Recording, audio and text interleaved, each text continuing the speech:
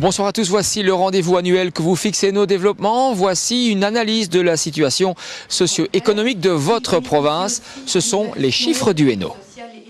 Le tableau de bord de la santé, c'est, comme son nom l'indique, l'indicateur de l'état de santé des Hainouiers. Publié régulièrement par l'Observatoire de la santé du Hainaut, il permet aujourd'hui d'analyser très finement comment se portent et se comportent les habitants des 69 villes et communes de la province. Il y a deux choses. D'abord aussi, il faut bien le dire, l'évolution de l'informatique qui permet d'aller plus loin au niveau de la présentation et des interprétations. Mais effectivement, des données à ce moment-là peuvent être plus affinées et alors on peut aller beaucoup plus vers les communes. On a établi 69 profils de santé des communes, donc un par commune. Et donc à ce moment-là, on peut agir directement sur la commune. Voilà pour la manière. Sur le fond, même si l'on constate des améliorations, les Hainouiers ne présentent pas un état de santé florissant, ce qui est lié, entre autres, aux moyens financiers dont ils disposent. Malheureusement, avec 1 000 € pour un homme, 1 000 € de plus de revenus, c'est à peu près 7 mois de durée de vie. Bon, faites les comptes en moyenne sur le Hainaut, entre les valeurs les plus élevées et les valeurs les plus faibles. Ben, on se rend compte que finalement, ça fait à peu près 7 ans de différence, ce qui est plus important que la différence du Hainaut et de la Belgique. En relation avec ça, on voit aussi que les facteurs qui influencent la santé, comme l'alimentation ou l'activité physique ou le tabagisme, sont dans des situations moins bonnes en Hainaut que ce que l'est en Belgique. Si le tabagisme est en baisse chez les hommes, il reste toutefois élevé chez les femmes et en croissance chez les jeunes qui sont de plus en plus frappés d'obésité. Chez les jeunes, on a eu toute une diminution de 2003 à 2009. La dernière enquête remontait. Il faudra voir un petit peu, avant de parler d'un trend, parce qu'on n'a qu'un seul point, c'est toujours un peu gênant de dire est-ce que c'est un accident statistique ou est-ce que c'est un véritable trend. Donc moi j'attendrai, disons, les résultats de la prochaine enquête et je vous donne rendez-vous en automne pour savoir si c'est un trend.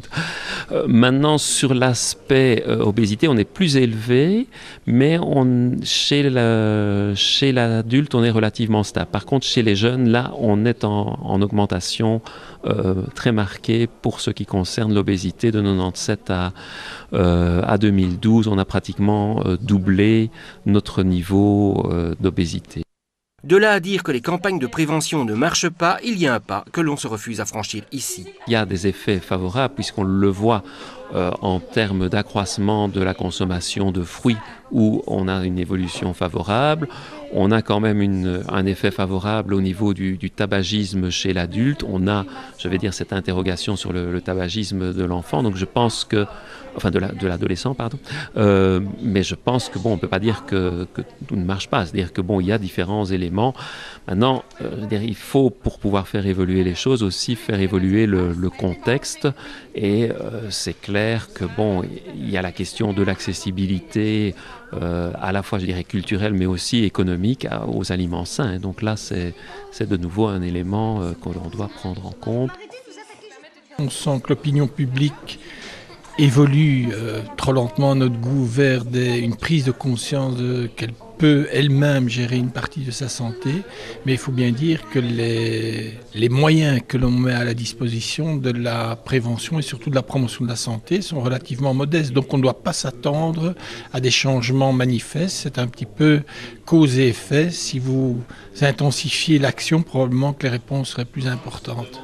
Le taux de mortalité, même s'il reste très élevé, est en recul, mais cette tendance lourde est contrecarrée par des effets socio-économiques. Au niveau de la mortalité, si on appliquait simplement le taux de mortalité belge au Hainaut, on gagnerait chaque année 2300 décès. L'aspect positif, c'est que la mortalité globale a diminué en Hainaut comme en Belgique, mais un peu moins en Hainaut. Mais je veux dire, on a aussi des différences sociales qui ont plutôt tendance à s'accroître ces derniers temps qu'à diminuer. Alors, sur le plan cardiovasculaire, on voit une nette diminution de la mortalité et on a l'effet combiné pour au moins la moitié les éléments de promotion santé et de changement des habitudes de vie et pour l'autre moitié les progrès médicaux dans la prise en charge des maladies.